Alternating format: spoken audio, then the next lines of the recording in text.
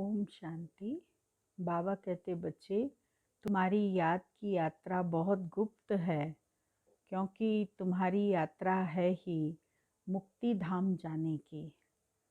अर्थात तुम आत्माएं निर्वाण धाम और साथ साथ सुख धाम जाने की यात्रा कर रहे हो। और इस यात्रा के लिए तुम्हें अन्य आत्माओं की सेवा भी करनी पड़ेगी, उनको भी मार्ग दिखाना पड़ेगा। जो मुक्ति और जीवन मुक्ति की चाहना रखते हैं, उनको रास्ता दिखाना है, और रास्ता दिखाने के कारण तुम्हें सेवा करनी पड़ेगी। और सेवा में भी तुम्हें अपनी हड्डी हड्डी इस यज्ञ के अंदर स्वाहा करनी है। कहा जाता है दधीची ऋषि ने अपनी हड्डियां भी लगा दी थी।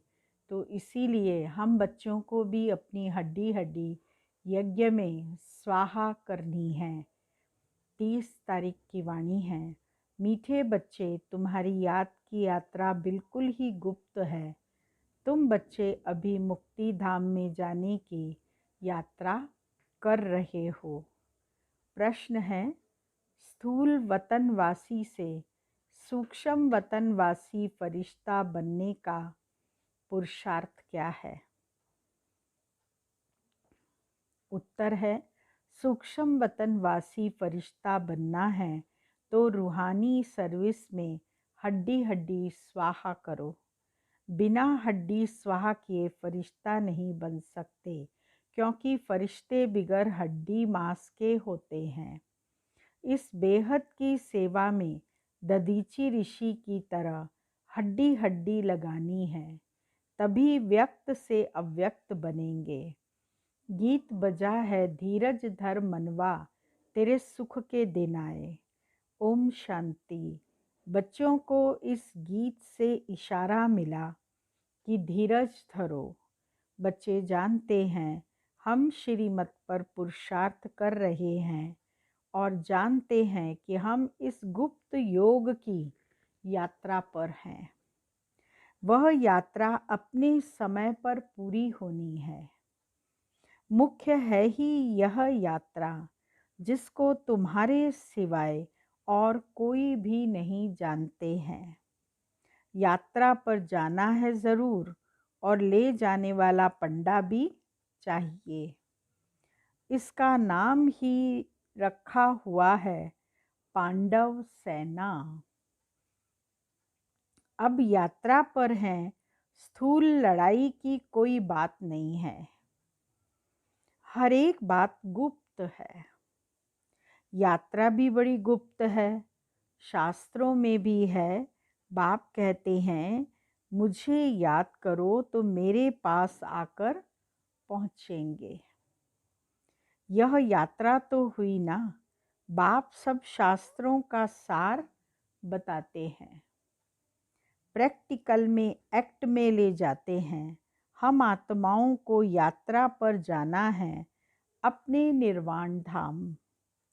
विचार करो तो समझ सकते हैं, यह है मुक्ति धाम की सच्ची यात्रा। सब चाहते हैं हम मुक्ति धाम में जाएं। यह यात्रा करने के लिए कोई मुक्ति धाम का रास्ता बताए, परंतु बाप तो अपने समय पर आपे ही आते हैं, जिस समय को कोई नहीं जानते हैं। बाप आकर समझाते हैं तो बच्चों को निश्चय होता है। बरोबर यह सच्ची यात्रा है जो गाई हुई है। भगवान ने यह यात्रा सिखाई थी। मन मना भव, मद्याजी भव। यह अक्षर भी तुम्हारे काम के बहुत हैं। सिर्फ किसने कहा, यह भूल कर दी है। कौन सुनाने वाला है, ये कोई नहीं जानता। और ये भूल करने के कारण इन अक्षरों का महत्व इतना नहीं है, परंतु तुम बच्चे समझते हो मन मना भव मद्याजी भव जो है वो बहुत वैल्यूएबल अक्षर हैं, जिनको हम अपने जीवन में प्रैक्टिकल लाने का पुरुषार्थ कर रहे हैं। सिर्फ किसने कहा यह भूल कर दी है, कहते हैं देह सहित देह के संबंधों को भूल जाओ। इनको ब्रह्मा बाबा को भी देह है, इनको भी समझाने वाला दूसरा है। किसको अपनी देह नहीं है वह बाप है विचित्र। शिव बाबा है विचित्र क्योंकि उसको अपनी देह नहीं है, उनको कोई चित्र नहीं है, और तो सबके चित्र हैं। सारी दुनिया चित्रशाला है। विचित्र और चित्र अर्थात जीव और आत्मा का यह मनुष्य स्वरूप बना हुआ है, तो वह बाप है विचित्र। समझाते हैं मुझे इस चित्र का आधार लेना पड़ता है। बरोबर शास्त्रों में है, भगवान ने कहा था जबकि महाभारत लड़ाई भी लगी थी, राजयोग सिखाते थे, जरूर राजाई स्थापन हुई थी, अभी तो राजाई है नहीं। राजयोग भगवान ने सिखाया था नई दुनिया के लिए, क्योंकि विनाश सामने खड़ा है। समझाया जाता है ऐसा हुआ था जबकि स्वर्ग की स्थापना हुई थी।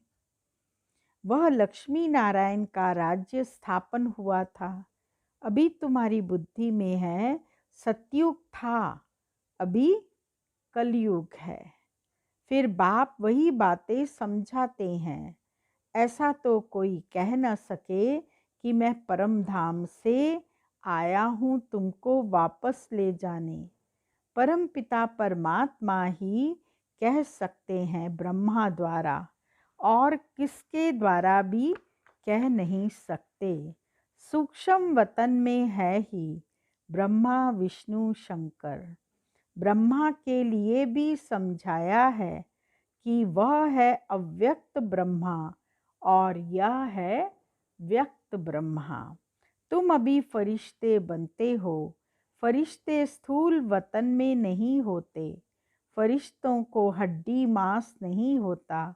यहाँ इस रूहानी सर्विस में हड्डी आदि सब खलास कर देते हैं, फिर फरिश्ते बन जाते हैं। अभी तो हड्डी है ना। यह भी लिखा हुआ है अपनी हड्डियां भी सर्विस में दे दी। गोया अपनी हड्डियां खलास करते हैं। स्थूल वतन से सूक्ष्म वतनवासी बनना है। यहाँ हम हड्डी देकर सूक्ष्म बन जाते हैं। इस सर्विस में सब स्वाह करना है। याद में रहते रहते हम फरिश्ते बन जाएंगे। यह भी गाया हुआ है, मिरवा मौत मलूक का शिकार। मलूक फरिश्ते को कहा जाता है। तुम मनुष्य से फरिश्ते बनते हो। तुमको देवता नहीं कह सकते। यहाँ तो तुमको शरीर है ना। सूक्ष्म वतन का वर्णन अभी होता है। योग में रह फिर फरिश्ते बन जाते हैं। पिछाड़ी में तुम फरिश्ते बन जाएंगे। तुमको सब साक्षात्कार होगा और खुशी होगी। मनुष्य तो सब काल का शिकारी हो जाएंगे। तुम्हारे में जो महावीर हैं वह जो अडोल रहेंगे। बाकी क्या होगा, विनाश की सीन तो होनी है ना। कौन कौन से सीन सामने आएंगे, बाबा कहते वो तो सामने जब आएंगे तब मालूम पड़ता जाएगा। अर्जुन को विनाश का साक्षात्कार हुआ। एक अर्जुन की बात नहीं, तुम बच्चों को विनाश और स्थापना का साक्षात्कार होता है। पहले पहले बाबा को भी विनाश का साक्षात्कार हुआ। उस समय ज्ञान तो कुछ था नहीं। देखा सृष्टि का विनाश हो रहा है, फिर चतुर्भुज का साक्षात्कार हुआ। समझने लगे यह तो अच्छा है, विनाश के बाद हम विश्व के मालिक बनते हैं तो खुशी आ गई। अभी यह राज दुनिया नहीं जानती कि विनाश तो अच्छा है ना। पीस के लिए प्रयत्न करते हैं, परंतु आखिरी विनाश तो होना है। याद करते हैं पतित पावन आओ, तो बाप आएंगे ज़रूर, आकर पावन दुनिया स्थापन करेंगे, जिसमें हम राजाई करेंगे। यह तो अच्छा है ना। पतित पावन को क्यों याद करते हैं? क्योंकि दुख है। पावन दुनिया में देवताएं हैं, पतित दुनिया में तो देवताओं के पैर आ नहीं सकते, तो ज़रूर पतित दुनिया का विनाश होना चाहिए। गाया हुआ भी है, महाविनाश शुरू हुआ। उसके बाद क्या होता है? एक धर्म की स्थापना सो तो ऐसी होगी ना। यहाँ से राजयोग सीखेंगे, विनाश होगा, बाकी भारत में कौन बचेगा? जो राजयोग सीखते हैं, नॉलेज देते हैं, वही बचेंगे। विनाश तो सबका होना है, इसमें डरने की बात नहीं। पतित पावन को बुलाते हैं, जबकि वह आते हैं तो खुशी होनी चाहिए ना। बाप कहते हैं विकारों में मत जाओ, इन विकारों पर जीत पाओ व दान दे दो तो ग्रहण छूटे। भारत का ग्रहण छूटता ज़रूर है, काले से गोरा बनना है। में पवित्र देवताएं थे, वह ज़रूर यहाँ बने होंगे। तुम जानते हो हम श्रीमत से निर्विकारी बनते हैं। भगवान वाचे यह है गुप्त, श्रीमत पर चलकर तुम बादशाही पाते हो। बाप कहते हैं तुमको नर से नारायण बनना है, सेकंड में राजाई मिल सकती है। शुरू में बच्चियां 4-5 दिन भी बैकुंठ में जाकर रहती थी, ट्रांस में चली जाती थी और सतयुग के नज़ारे में खो जाते थे, वहाँ से उतरते ही नहीं थे, 2-2 3-3 दिन रहते थे। शिव बाबा आकर बच्चों को बैकुंठ का भी साक्षात्कार कराते हैं। देवताएं आते थे कितना मान शान से, तो बच्चों को दिल अंदर लगता है बरोबर गुप्त वेश में आने वाला बाप हमको समझा रहे हैं। ब्रह्मा तन में आते हैं, ब्रह्मा का तन तो यहाँ चाहिए ना।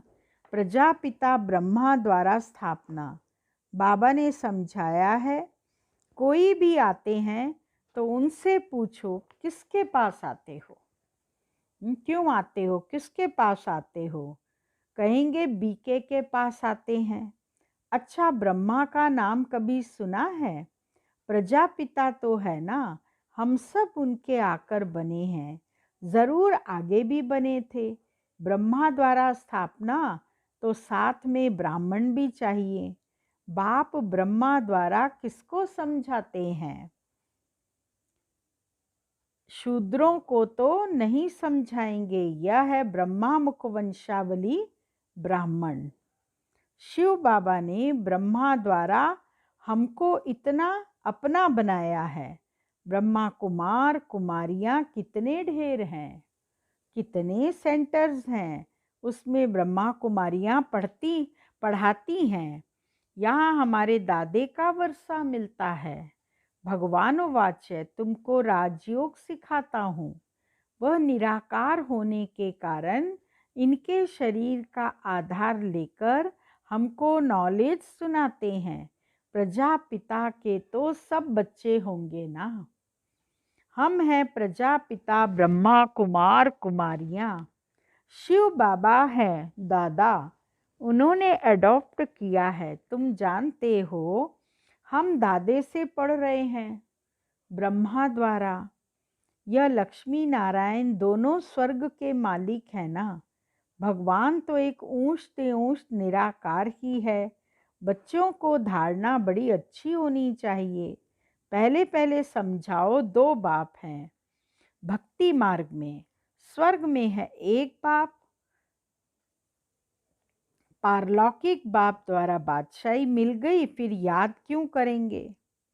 दुख है ही नहीं जो याद करना पड़े। स्वर्ग में याद करने की आवश्यकता नहीं पड़ती, क्योंकि दुख तो रहता नहीं है।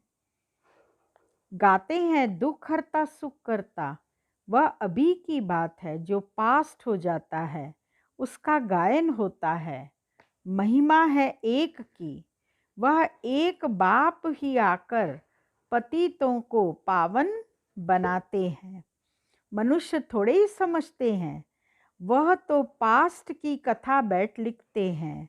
तुम अभी समझते हो, बरोबर बाप ने राजयोग सिखाया, जिससे बादशाही मिली। 84 का चक्कर लगाया, अभी फिर हम पढ़ रहे हैं। फिर 21 जन्म राज्य करेंगे, ऐसा देवता बनेंगे। ऐसे कल्प पहले बने थे। समझते हो, हमने पूरा 84 जन्मों का चक्कर लगाया। अब फिर सतयुग त्रेता में जाएंगे, तब तो बाप पूछते हैं, आगे कितनी बार मिले हो? यह प्रैक्टिकल बात है ना। नया भी कोई सुने तो समझेंगे 84 का चक्कर तो ज़रूर है। जो पहले वाले होंगे उनका ही चक्र पूरा हुआ होगा। बुद्धि से काम लेना है। इस मकान में, इस ड्रेस में बाबा हम आपसे अनेक बार मिलते हैं और मिलते रहेंगे। पतित से पावन, पावन से पतित होते ही आए हैं। कोई चीज़ सदैव नई ही रहे, यह तो हो ही नहीं सकता। पुरानी ज़रूर बनती है। हर चीज़ सतो रजो तमो में आती है। अभी तुम बच्चे जानते हो, नई दुनिया आ रही है, उसको स्वर्ग कहा जाता है। यह है नर्क, वह है पावन दुनिया। बहुत पुकारते हैं, हे पतित पावन, हमको आकर पावन बनाओ, क्योंकि दुख जास्ती होता जाता है ना। परंतु यह समझते नहीं कि हम ही पूज्य थे, फिर पुजारी बने। द्वापर में पुजारी बने। अनेक धर्म होते हुए बरोबर पतित से पावन, पावन से पतित होते आए हैं। भारत के ऊपर ही खेल है। तुम बच्चों को अब स्मृति आई है। अब तुम शिव जयंती मनाते हो, बाकी और कोई शिव को तो जानते ही नहीं। हम जानते हैं, बरोबर हमको राजयोग सिखाते हैं। ब्रह्मा द्वारा स्वर्ग की स्थापना हो रही है। ज़रूर जो योग सीखेंगे, स्थापना करेंगे, वही फिर राज्य भाग पाएंगे। हम कहते हैं, बरोबर हम कल्प कल्प बाप से यह राजयोग सीखे हैं। बाबा ने समझाया है, अभी यह 84 जन्मों का चक्र पूरा होता है। 5000 वर्ष का चक्र पूरा होता है, फिर नया चक्कर लगाना है। चक्कर को तो जानना चाहिए ना। भल यह चित्र न हो तो भी समझा सकते हो। राशि का चक्कर कैसे लगाते हैं? पहले आत्मा परम धाम से सतयुग में आती है, सतयुग से त्रेता में आती है, त्रेता से द्वापर में आती है, द्वापर से कलयुग में आती है, और कलयुग से फिर संगम युग पर आती है। और यहाँ आकर के फिर परमात्मा गति सदगति का रास्ता बताते हैं, और रास्ता बताकर हमको अपने साथ ले जाते हैं। यह तो बिल्कुल सहज बात है। बरोबर भारत स्वर्ग था, अब नरक है। सिर्फ वो लोग समझते हैं कलयुग अजुन बच्चा है। तुम कहते हो यह तो कलयुग का अंत है, चक्र पूरा होता है। बाबा समझाते हैं, मैं आता हूँ पतित दुनिया को पावन बनाने। तुम जानते हो हमको पावन दुनिया में जाना है। तुम मुक्ति, जीवन मुक्ति धाम, शांति धाम, सुख धाम और दुख धाम को भी समझते हो, परंतु तकदीर में नहीं है, तो फिर यह ख्याल नहीं करते क्यों न हम सुख धाम में जाएं। बरोबर हम आत्माओं का घर वह शांति धाम है। आत्मा को ऑर्गन्स न होने के कारण कुछ बोलती नहीं। शांति वहाँ सबको मिलती है। सतयुग में है एक धर्म। यह अनादि अविनाशी वर्ल्ड ड्रामा है जो चक्कर लगाता ही रहता है। आत्मा कभी विनाश नहीं होती है। शांति धाम में भी थोड़ा समय ठहरना ही पड़े। वो यह बहुत समझ की बातें हैं। कलयुग है दुख धाम, कितने अनेक धर्म हैं, कितना हंगामा है। जब बिल्कुल दुख धाम होता है तब ही बाप आते हैं। दुख धाम के बाद है फुल सुख धाम। शांति धाम से हम आते हैं सुख धाम में, फिर दुख धाम बनता है। सतयुग में संपूर्ण निर्विकारी, यहाँ है संपूर्ण विकारी। यह समझाना तो बहुत सहज है ना, हिम्मत चाहिए। कहाँ भी जाकर समझाओ। यह भी लिखा हुआ है, हनुमान सत्संग में पीछे जूतियों पर जाकर बैठता था। कथा सुनते थे हनुमान जी, जूतियों में जाकर बैठते थे। तो महावीर जो होंगे वह कहाँ भी जाकर युक्ति से सुनेंगे, देखिए क्या बोलते हैं।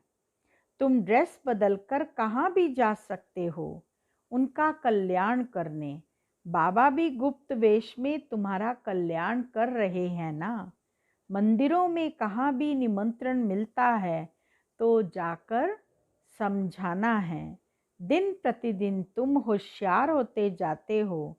सबको बाप का परिचय तो देना ही है, ट्रायल करनी होती है, यह तो गाया हुआ है। पिछाड़ी में सन्यासी राजाएं आदि आए। राजा जनक को सेकंड में जीवन मुक्ति मिली। वह फिर जाकर त्रेता में अनुजनक बना। अच्छा, मीठे मीठे सिकिलदे बच्चों प्रति मात पिता बाप दादा का याद प्यार और गुड मॉर्निंग। रूहानी बाप की रूहानी बच्चों को नमस्ते और रूहानी बच्चों की रूहानी बाबा को याद प्यार गुड मॉर्निंग नमस्ते। मुख्य सार है, अंतिम विनाश की सीन देखने के लिए अपनी स्थिति महावीर जैसी निर्भय अडोल बनानी है। गुप्त याद की यात्रा में रहना है। बहुत पावरफुल स्थिति अपनी बनानी है।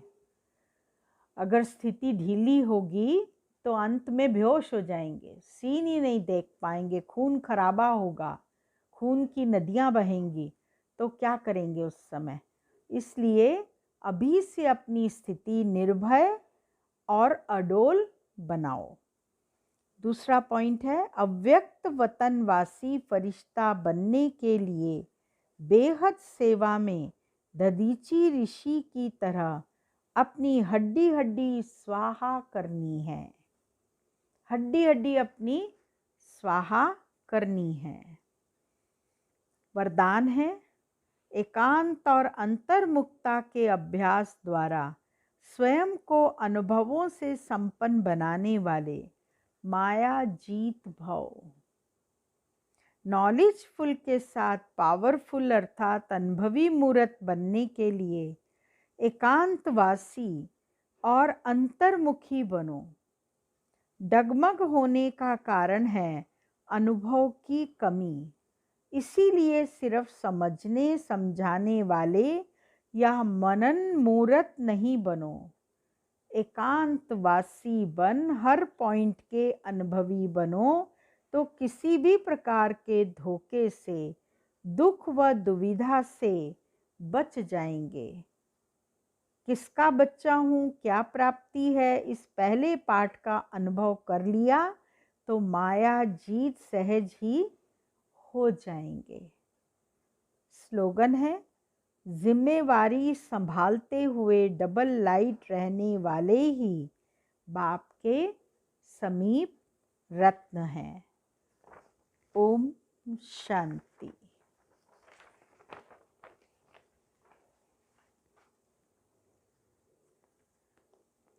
आज का स्वमान है, मैं मास्टर ज्ञान सूर्य हूँ।